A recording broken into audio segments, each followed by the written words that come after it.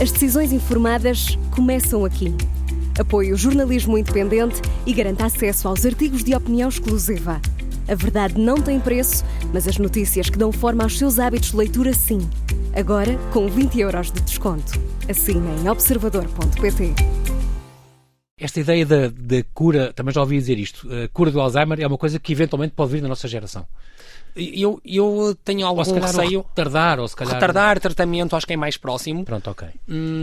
Cura é algo que não é impossível, porque implicaria, por exemplo, uma vacina. Se nós tivéssemos exatamente a etiologia bem determinada do que é que levava a doença de Alzheimer e tivéssemos uma vacina para um determinado caso, por exemplo, um tratamento genético, quem sabe até podíamos falar... Medicina, não é? É um dos futuros. Tratamento genético. Eu diria que é um dos futuros.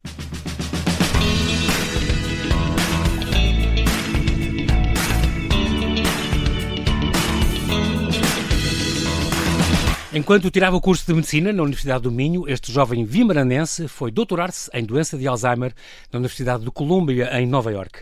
Não contente com isso, Tiago Gil Oliveira ainda se especializou em neuroradiologia, que exerce no Hospital de Braga, e hoje concilia as carreiras de médico, professor e investigador.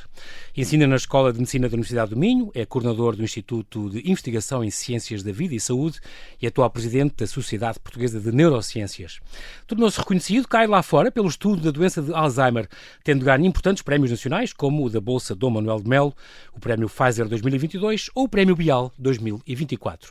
E como se não bastasse, é campeão de xadrez, guitarrista amador e tenista federado. Olá, Tiago, e bem-ajas por ter aceitado este meu convite. Bem-vindo à Rádio Observador. Olá, boa tarde. É um grande prazer falar contigo. Tu que nasceste numa freguesia de Guimarães, Azurém, não é? Já sei que é uma freguesia de lá. Há pouco mais de 40 anos, é impressionante.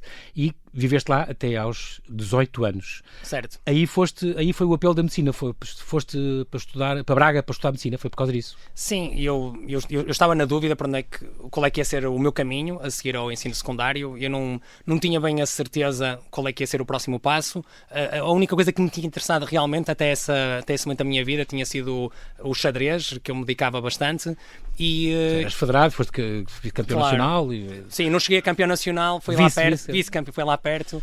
Mas fundaste clubes, até em Colômbia fundaste um clube de xadrez? Participei, sim, mas estive muito ativo também, mesmo em Colômbia. Também continuei a jogar xadrez, nos parques também, em Nova Iorque, é uma cidade que respira xadrez, por isso também gostei muito de viver essa parte em Nova Iorque. Mas realmente... Profissionalmente terias de dedicar a uma... Sim, mas eu não acho que não tinha um nível para ser um profissional de xadrez. Acho que... Kasparov. Não, esse nível não, assim, para chegar a grande mestre, há pouquíssimos em Portugal, e eu vi que tinha algum jeito para jogar, tinha um nível interessante. Ainda hoje passo algum tempo da minha vida só a ver xadrez, já não jogo xadrez, é algo que me deu muito prazer. Só a ver? Dá-te gozo? Dá muito gozo. Como ver futebol, bilhar ou coisa assim, aqueles campeonatos? Sim, como ver ténis, como ver um desporto. Aprende-se a linguagem do xadrez, é uma beleza própria. E a partir do momento que se percebe o que está a acontecer, é o mesmo prazer de ver um jogo de futebol, de ver qualquer outro tipo de desporto, e tem um elemento adicional, porque há certas posições até que têm um lado emocional adicional. Eu olho para uma posição e se há um lance que é pouco previsível, pode até explotar comédia associada. Que engraçado. Então, e a beleza também... Provoca-te essas emoções? Essas emoções todas. Até me lembra de emoções que eu próprio passei enquanto jogador. Por isso, seguir a modalidade ainda é algo que eu faço. Uma pessoa pode comover-se com uma jogada?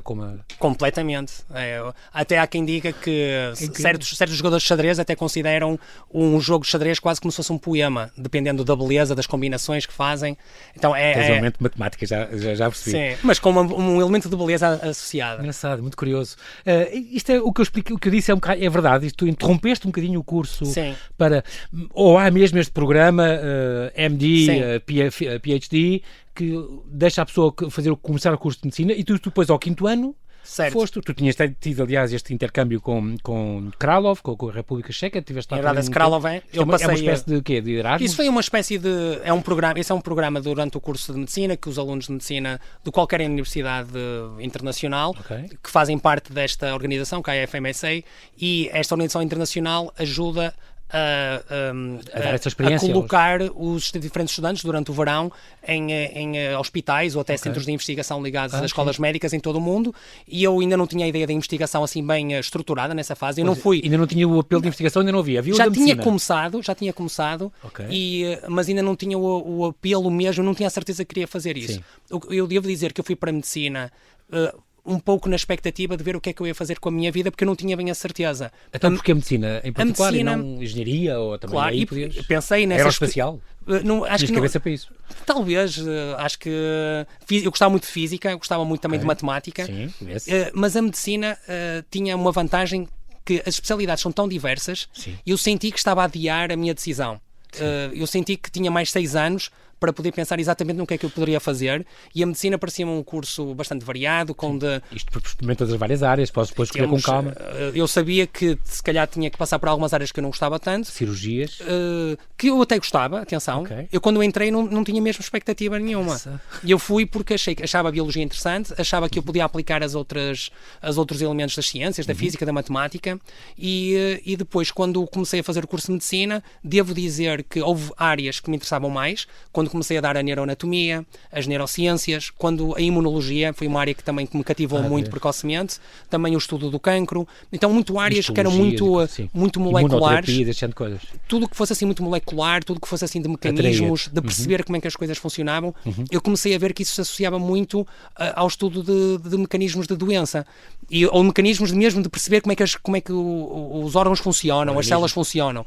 E como eu me sentia pouco saciado com as aulas, tive a oportunidade, porque fui perguntar o que é que eu podia fazer mais para perceber melhor as coisas, de ir para o Instituto de Investigação e colaborar, associado à Escola de Medicina. Já era da Ciências de Saúde? Já era esse. Onde coordenas lá investigações? Agora sim, mas na altura era noutras instalações, que eram as instalações provisórias, quando a Escola de Medicina estava a começar, e foi um bocado por iniciativa... Foi em simultâneo, quer dizer, foi durante o curso de paralelamente. E eu comecei a ir no final das aulas, nós tínhamos umas rotações laboratoriais que já estavam associadas a este programa. Tínhamos também, tu introduziste também, sim. Nós tínhamos também estágios de verão que podíamos também fazer, mas estágios que eram uma espécie de um projeto de opção que nós podíamos fazer já embutidos no curso. E eu usei essas opções para experienciar o que é que podia fazer na sua plenitude. Comecei por ter uma experiência mais humanitária com crianças autistas e depois no ano seguinte fiz algo mais ligado à neuroanatomia e às neurociências, e depois no terceiro ano já fiz mesmo ciência na área da imunologia. E isso foi no ano seguinte, foi quando fui para Hradec Králové, para agora para a Chequia agora, na altura a República Checa, e estive, era uma cidade com um tamanho médio, próximo até de Guimarães, mais ou menos o tamanho, e uma faculdade de medicina conhecida? Localmente, lá localmente, a nível nacional, sim, na Chequia. Mas aquilo que eu fazia lá, enquanto lá estive, era até na cirurgia. Estive em ortopedia. Porquê? Porque eu não ia poder falar com os doentes. Então achei que se calhar... E durante não falavas magiar? Nada, não falava nada do que eles falavam para mim, saíam pelo outro lado. E já te ias para Colômbia, e para Nova Iorque, neste caso, o Estado de Colômbia, já... de Guimarães, passas de repente para a faculdade em Braga e depois Colômbia durante 3 anos. Foi um salto grande, depois ia para... Tudo, culturalmente. E eu tirei partido desse programa que estava estabelecido, eu fui o primeiro aluno. Conferências sobre isso, a minha passagem de Guimarães para Nova Iorque, para Colômbia, e toda essa minha transição também. Mas este programa agora existe, este programa MD, PhD, a gente pode entrar em medicina, a meio do curso vai-se doutorar nos Estados Unidos e volta? Exatamente. Para acabar o curso. A ideia é que... É extraordinário. A ideia é que depois se dá a oportunidade para se voltar, para se reintegrar no ambiente académico, porque é um choque muito grande, seja ir de Portugal para Nova Iorque, e depois voltar, Nova Iorque ou Filadélfia, são as duas instituições que nós tínhamos o acordo, e depois voltar, ter aquele ano, o 6º ano, no final do curso de medicina, que me ajudou bastante depois a reintegrar, e realmente foi talvez a decisão mais importante, que foi mais de ruptura no percurso que eu tive, foi ter decidido ir para interromper o curso, ir para a Colômbia, num programa que estava a começar, e não era certo que corresse bem, porque não havia...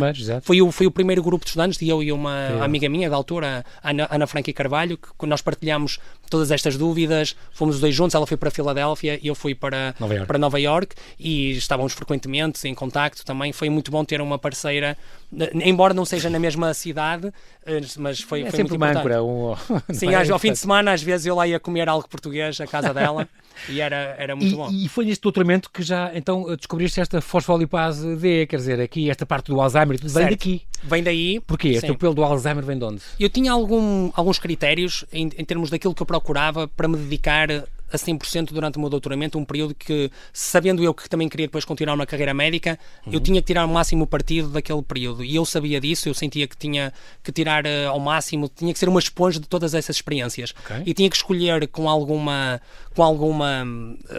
foco aquilo que me queria dedicar. Eu tinha alguns critérios, um deles era trabalhar num mecanismo que me fascinasse, e era a aprendizagem, a memória, era algo que sempre me fascinou, o que nos define, aquilo que é realmente ainda uma incerteza, onde é que estão as memórias, e depois a doença. Daí onde... o que eu gosto de não é o hipotálamo? Não. O hipocampo. O hipocampo, aí. Que é, não, eu lembro sempre, a coisa que mais me apetece é hipocampo. Sim. O hipotálamo também é interessante. Mas o hipocampo, daí centraste aí até em regiões certas do hipocampo. Depois ao longo dos anos vai alterar até certas regiões mais que outras. Ao longo dos anos depois fui-me dedicando a tentar ir mais ao foco de questões que nos possam depois ajudar a trabalhar em problemas mais complexos. Estes teus avanços da tua investigação, eu dou um salto para o fim, mas já voltamos atrás. O próximo passo é a transição desta investigação básica para remédios e para prevenção e para aplicar aos doentes. Ainda não estamos nessa fase com as tuas descobertas, ou já? Eu posso dizer que temos alguns elementos que são já aplicáveis. Aquilo que eu posso dizer é que faz parte gosto, normal, sem dúvida. Claro. Eu tenho agora, atualmente, eu posso agora já para o fim, que era o que eu já estava a tentar fazer, pensar como é que eu posso formar para conseguir ter estas competências a longo prazo. E aquilo que eu me preocupei em ter uma boa formação a nível da ciência fundamental, aprender as técnicas, saber muito bem como fazer ciência com os valores certos, e procurei um ambiente que realmente nutrisse todo este crescimento ao nível da produção da ciência fundamental. Okay.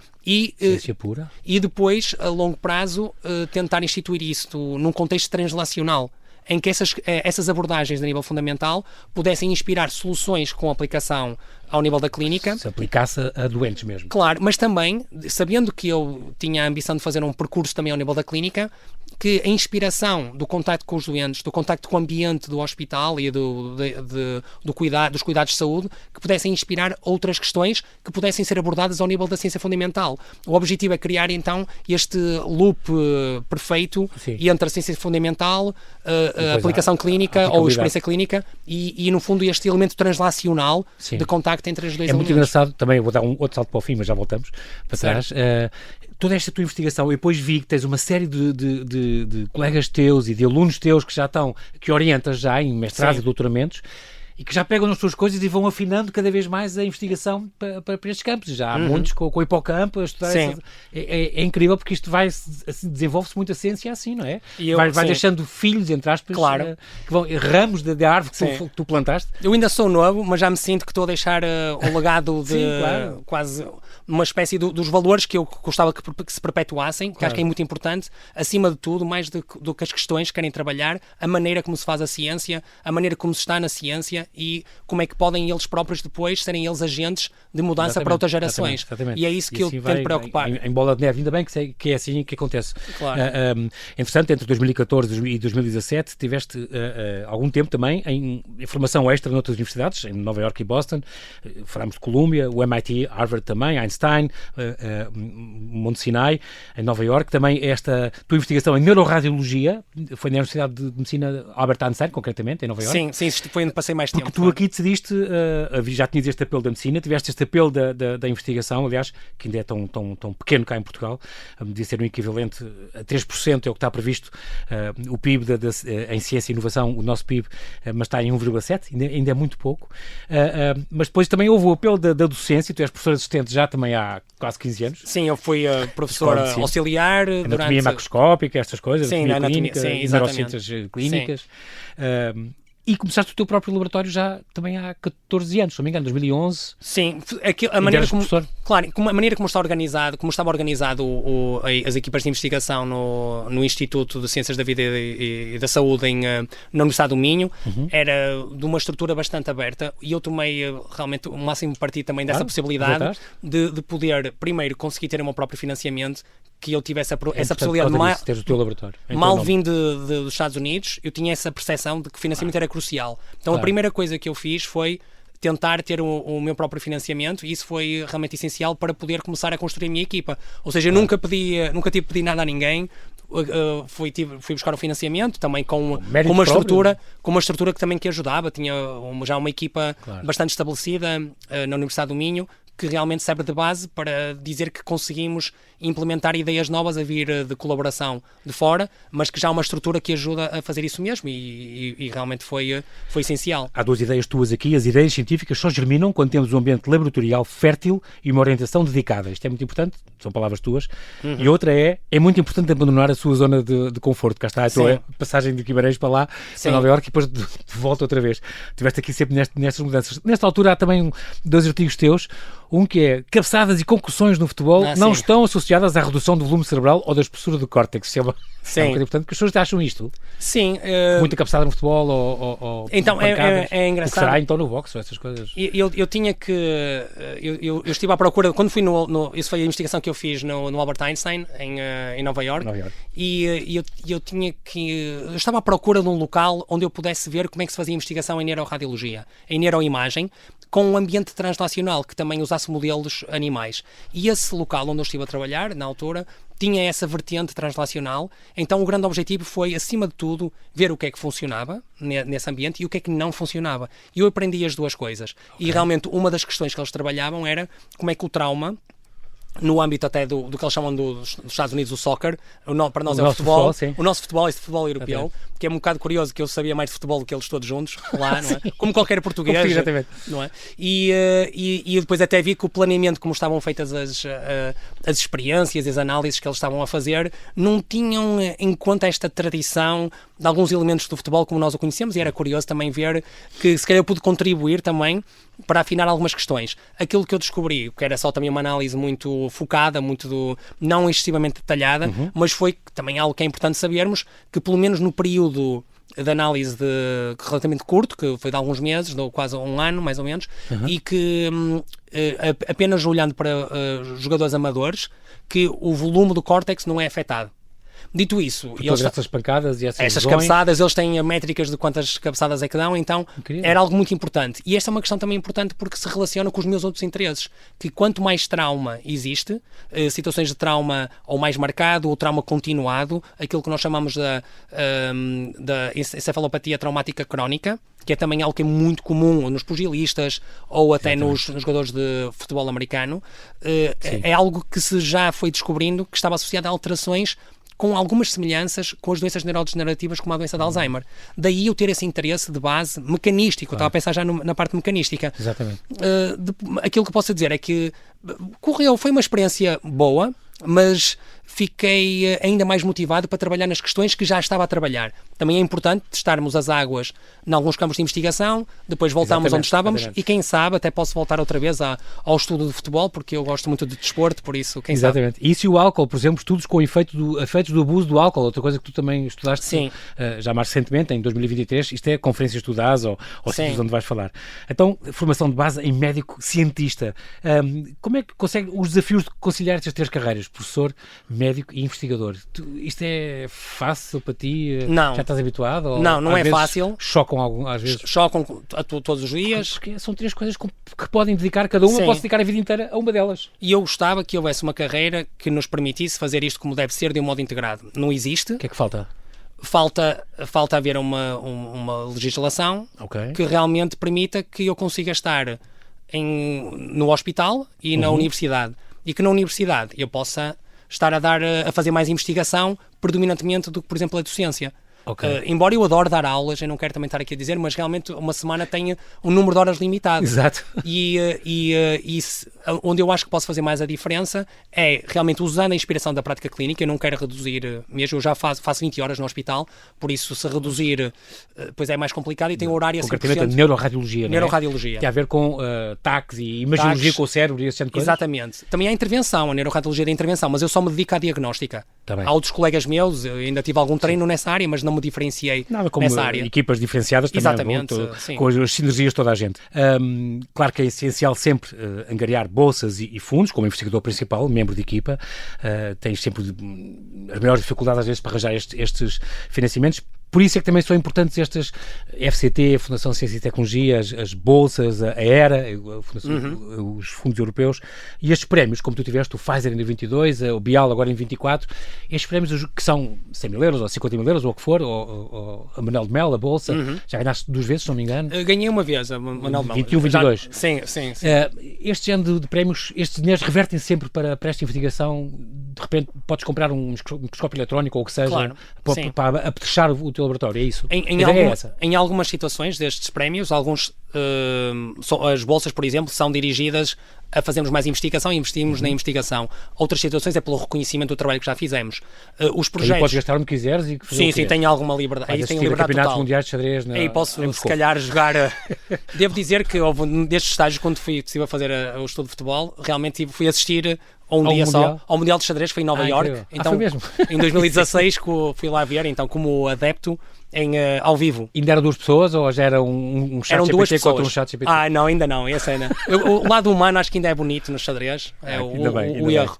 Ainda bem. Mas sim, os financiamentos são importantíssimos, claro. E da Fundação para a Ciência e Tecnologia, embora... Praticamente vivem disto, no fundo, não é? Sim, acho que é a grande fonte de financiamento portuguesa e acho que então, é a primeira... Estes Wellcome Trusts, há estas grandes... Claro, esses para portugueses não é tão acessível, mas nós começamos pelos projetos nacionais, temos os projetos europeus também, que têm estes fundos, por exemplo. Estes ERA, temos também os ERCs. Milhões de euros, é muito dinheiro. Certamente, e também há algumas bolsas de fundações estrangeiras, algumas até norte-americanas, que eu já tive também. Brain, exatamente. Sim, algumas também já me financiaram, mas acima de tudo a FCT, que eu já tive alguns projetos de FCT e também os meus alunos de doutoramento e são financiados. Bem, Tiago, da tua ideia? Eu acho que devia ser mais constante. Devia ser mais constante. Cortam, tornam a pôr. Sim, acho que acima de tudo aquilo que se espera é que seja mais constante, que seja um programa de financiamento confiável, que seja todos os anos, que saiba quando é que vai abrir, com as regras já pré-definidas, e isso ajuda depois ao planeamento. Nem sempre isso acontece e acho que é algo que tem que melhorar. E também mais financiamento. Eu acho que se puser mais financiamento, nós vamos ter mais resultados e vale a pena. É investimento que realmente dá retorno a médio e longo prazo. O ano passado tiveste uma licença sabática em Amsterdão. Certo. Isto foi 6 meses? Isto é uma universidade, na Amsterdam UMC, isto é o quê? University College? É University Medical Center. Isto foi para continuares a investigar alguma coisa ou ver como é que eles trabalham lá e trazer ideias para Sim, cá? eu já... Mas porquê que a licença sabática e não é... O meu trabalho passou por um estágio de 6 meses em Amsterdão e não, licença sabática é que vais dar a volta ao mundo num mas na ciência não, a licença sabática é para fazer ciência para... No outro sítio. É só não dar aulas. Isso no fundo eu fiz o que o investigador como se fosse uma licença sem vencimento, vou estar... Não, eu tive vencimento. Eu devo dizer que isto está programado dentro das estruturas universitárias. Nas hospitalares, nem sempre, mas devo dizer que a ULS Hospital de Braga aprovou o meu pedido. Eu não sei se já tinham feito isso antes, mas eu lá apresentei o meu caso. Se foste o primeiro, ainda bem, abriu não portas. Sei, mas a mim, pelo menos, acho que foi bom. Abriste um precedente, é importante. Mas também, se não tivesse o meu salário mantido, eu passava não fome. Hipótese, claro. Mas o que eu fiz foi, mantive o meu salário e fui 6 meses, em que continuei a expandir a minha investigação e estive lá a estabelecer novas colaborações, e também porque é importante parar de periodicamente para... Eu sinto essa necessidade de sair mais uma vez da minha zona de conforto. Eu senti que estava a ficar muito confortável e senti que tinha que sair e aprender novamente, ser novamente estimulado, novas equipas, outros locais. Esse livro do desassossego que rege um bocadinho a tua vida às vezes. E que eu carrego este desassossego e também que me tira ao sono. Mas que dá bons frutos, eu acho. É muito importante. Sim, acho que é importante na ciência termos sempre aquele sentimento de que quando estamos a ficar demasiado confortáveis, e esse é um momento que nos devemos assustar e que devemos procurar como agitar as águas para que consigamos encontrar novas caminhos novos. Surjam, tem que ser propositadas ou sem querer, como muitas vezes acontece. Às vezes descobres coisas, a penicilina foi assim, não é? É muito importante. Foi pelo acaso, ninguém estava a planear aparecer a penicilina, foi um acaso. Eu fui com um plano para Amsterdão e eu cumpri aquilo que eu tinha planeado, mas eu fiz questão de deixar espaço para ter tempo para pensar em ideias novas, para falar com muitas pessoas. Tive também a sorte de ter um colega meu que é mais sénior, que é talvez o neuroradiologista da área da neurodegeneração dos mais impactantes do mundo, e eu conheço das conferências e estabeleci contactos com ele, e ele recebeu-me lá e proporcionou-me vários outros contactos com toda a comunidade da universidade, e isso levou a que mais ideias surgissem, e agora estou agora a começar novos projetos baseado nesse período em que só de geração de ideias. E networking foi importante neste caso também. Essencial. Networking e ao vivo, claro, obviamente. Sim. A importância das neurociências, estamos a falar disso agora, estas doenças neuropsiquiátricas é algo que te atrai, como a depressão ou a doença de Alzheimer, concretamente. Portugal tem muita tradição no estudo das neurociências, curiosamente, também com o Rui Costa e outros nomes da investigação. Tu também já vais agora a meio do teu mandato como Presidente da Sociedade Portuguesa de Neurociências, e tens esta missão de aproximar e comunicar as descobertas também. Isto é um passo hoje que estás a fazer aqui. Esta é a minha missão também, faz parte do meu trabalho enquanto Presidente da Sociedade Portuguesa de Neurociências. Os neurocientistas fazem junto à população geral, e no fundo preocupa-te estes mistérios de funcionamento do sistema nervoso e das doenças que o afetam. Quando o cérebro envelhece, o que é que acontece ao cérebro? Concretamente no Alzheimer. Mas isto há coisas... Uma coisa é o Alzheimer, outra coisa são as doenças neurodegenerativas. Digamos que, eu acho que o Alzheimer é uma dessas, certo, mas talvez é mais prevalecente a nível das doenças da senilidade. Qual é a diferença entre senilidade e a doença de Alzheimer, por exemplo? Esse é um aspecto muito importante que importa também comunicar. Ainda hoje ao almoço ninguém me perguntou isso. E tem 94 anos, mas perguntou isso. Não, nós devemos distinguir qual é que é a apresentação clínica dos doentes e o que é que está de base a ter essa apresentação clínica. Vamos imaginar a função da memória. Nós temos regiões do cérebro que são importantes para a função da memória. Vamos dar o exemplo de uma das mais importantes, que é o hipocampo, que já falamos aqui hoje.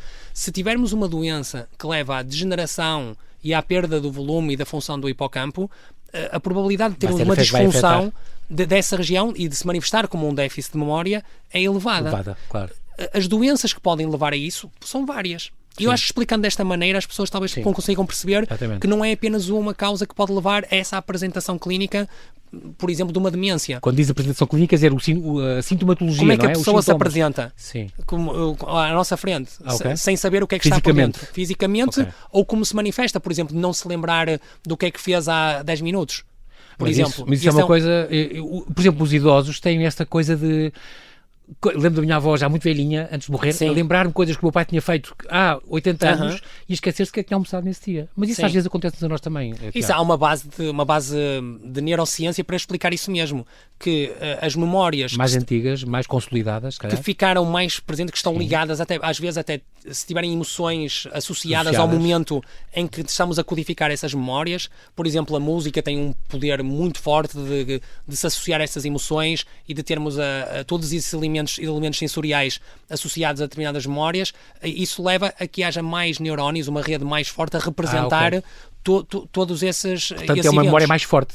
Diz que o cheiro também, o olfato também é uma coisa que associada a uma memória. Os sentidos globalmente, pode ser a música, o olfato. Portanto, uma memória com mais experiências sensoriais associadas é mais forte e, portanto, prevalece mais do que outras mais fraquinhas ou com isto menos pode ser mau também. Com menos sinapses. Sim, mas isto pode ser mau também. Vamos imaginar uma situação de stress pós-traumático em algo que foi extremamente forte e que tem um cariz negativo associado. Vamos imaginar da nossa guerra colonial. O meu pai esteve na guerra colonial e é algo sobre um assunto sobre o qual eu falo com ele, e as memórias que ele tem estavam muito codificadas também à luz destas emoções associadas de alguma possibilidade de haver um ataque. Uma pessoa dessas ouve um helicóptero e fica aflita internamente, de repente fica aflita e é só um helicóptero. Possível que essa associação ocorra intrinsecamente e de um modo em que se torna mal adaptativa. Outras memórias podem ter um cariz mais positivo, dependendo da experiência que tiveram. E acho que é importante também dissociar que manter as memórias pode também ser prejudicial em algumas situações, por exemplo, nessas situações de stress. A importância de criar e treinar músculos para a saúde do cérebro e de exercício físico também e mental. A questão do ténis, por exemplo, tu jogas, como federado também, no Clube Ténis de Braga, por exemplo, concretamente atualmente. Esta parte de treinar o corpo é muito importante para a saúde cerebral também, não é? É das poucas coisas que... está mais provado que é. Se nós tivermos de passar uma prescrição com algo que vai realmente conferir algum nível de proteção para o nosso cérebro e de prevenção de outras até patologias cardiovasculares, isto dá trabalho, mas o exercício físico aeróbio é algo que é bastante positivo. Eu jogo ténis porque também tem um nível de coordenação e dá-me prazer. O prazer também é importante. Quando fazemos uma atividade, tudo isto acho que é algo que eu, depois de jogar, eu treinei ontem à noite, eu jogo muito à noite ténis e é algo que me dá bastante prazer, fico bem disposto e depois o teu cérebro, quando for dormir, funciona melhor enquanto dormes, a arrumar as memórias. Se calhar fazer o exercício à noite pode não ser tão positivo para o sono. Não é difícil encontrar um equilíbrio entre todos os elementos, porque o sono também é importante termos regulado. Claro. Faço os possíveis dentro das minhas atividades, mas no meu ténis dá muito prazer jogar. O meu nível não é tão alto, sou federado. Como foi no xadrez? Sim, o xadrez não posso jogar competitivamente agora porque fico, não consigo dissociar o elemento competitivo do prazer que me dá. Enquanto que no ténis eu faço pelo desporto e dá-me prazer, mas perco mais do que ganho no ténis. Vamos voltar aqui ao Alzheimer. É possível detectar a doença antes de aparecerem os sintomas mais evidentes? É possível. Depende da definição que nós damos da doença. Nós hoje podemos considerar a doença como tendo uma base biológica. Isso significa que nós hoje compreendemos que a doença de Alzheimer decorre da acumulação de proteínas tóxicas específicas no cérebro. Esta tau é uma delas. Sim. E a outra é a amiloide beta, que é um pedaço de uma proteína que pode agregar. Nós podemos encontrar nos nossos doentes, nos fluidos corporais, nomeadamente do líquido cefalorraquidiano, também no sangue. Faz-se uma biópsia ou faz-se tira-se um bocado desse líquido que recobre o sistema nervoso central. Okay. É algo que os clínicos podem fazer, tem algum grau de invasividade, mas permite ter muita informação. Sim. E alguma dessa informação é identificar se tem estas acumulações que também podem ser visualizadas com PET, que é a tomografia por emissão de positrões. É um exame também imagiológico que se pode fazer. Uma espécie de TAC com identificação molecular, também espacial. Temos equipamentos para fazer isso do norte ao sul do país? Não temos em todo o país, temos em alguns centros. Mas em alguns principais hospitais? Nos principais hospitais temos isso. Universitários de Coimbra, em Santa Maria, ou sim, mas não estão tão preparados para fazer este tipo de avaliações porque exige financiamento alocado para fazer este tipo de diagnóstico desta maneira. O líquido cefalorraquidiano isso temos. E então acho que temos as ferramentas... Consegue-se então detectar? Conseguimos detectar o que nós chamamos de biomarcador. Não. Nós chamamos isso um biomarcador que leva ao diagnóstico biológico. Atenção que isso não significa necessariamente que tenha a doença de Alzheimer. Tem a patologia, mas se não tiver nenhum déficit, há agora uma grande discussão no meio clínico ou científico se nós devemos considerar esses doentes como tendo doença de Alzheimer. Se tem a cognição perfeita e tem a patologia de base, podemos estar numa situação em que esse doente é resistente à patologia. Portanto, então o isso corpo é algo... não, tem a doença, é portador da doença, digamos assim, mas o corpo não desenvolve os sintomas. Tem outros fatores que o levam a ter algum nível de proteção. Mas além, por exemplo, da memória ou da desorientação, que os fatores é que o Alzheimer pode... Psicose? Comportamentos estranhos? Podemos ter alterações do foro psiquiátrico, do espectro psiquiátrico. Uma delas é a psicose, que nós estudamos também essa presença desse tipo de sintomas. A psicose nós podemos definir entre ter ou um delírio, por exemplo, achar que alguém roubou a pessoa, é um tipo de apresentação que pode ocorrer. Sim. Outro tipo de apresentação são alucinações visuais ou auditivas. Isso enquadra-se no espectro de ter uma psicose. E isso é relativamente frequente num doente com doença de Alzheimer. Mas pode não ser... Até 40%. Okay. Pode ser presente pelo menos uma vez, até 40%. Isso é o nosso estudo que nós publicámos o ano passado. E, de facto, o Alzheimer é o tipo mais comum de demência. Mais de 55 milhões de pessoas têm demência. Estima-se que este número aumente para 78 milhões em 2030. 60% a 70% destes casos, é uma tendência que tem a aumentar, dado o envelhecimento da população, uma coisa que tende a aumentar, e em Portugal também. Sim, se nós tivermos de base esta ideia do envelhecimento das populações, isso aconteceu, é verdade, que começámos a tratar mais casos, provavelmente porque tínhamos esse envelhecimento da população. No entanto, há alguns estudos mais recentes que até parecem indicar que isto esteja a estabilizar ou até a diminuir, provavelmente associada à mudança dos estilos de vida. É o que se especula. Por isso, é uma questão que está em aberto agora, se está completamente a aumentar, ou se agora destabilizou, mas há uma mensagem importante, é que com o avançar da idade, esse é o maior fator do risco, para desenvolver uma doença de Alzheimer. É engraçado. Tinha esta pergunta aqui que já vai de encontro ao que tu disseste. Por alguma razão, há pessoas com sinais biológicos da doença que não desenvolvem sintomas clínicos. Essa é uma questão que me fascina.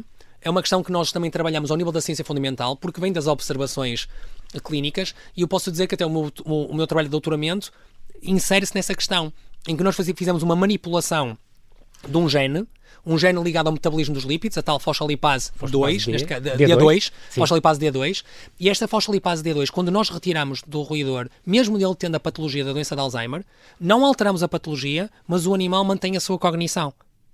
E isso também acontece nos humanos. Nós temos casos em que os humanos têm a patologia, nós vemos até em estudos pós-mortem, mas a cognição está relativamente preservada.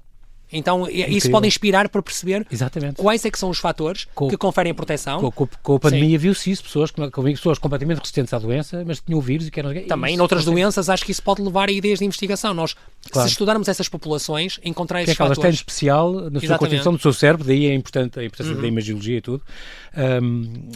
Coordenaste, aliás, um projeto de investigação no ICVS em mecanismos da memória na doença de Alzheimer, que é uma coisa muito importante. A construção de memórias, falhar de vez em quando é normal, a toda a gente. Uma amiga minha médica que dizia mas esqueço-me tantas vezes das coisas e onde pus as chaves. E ela assim, se sabes que esqueceste, não é Alzheimer. Quanto é um bom ponto. Que eu achei engraçado.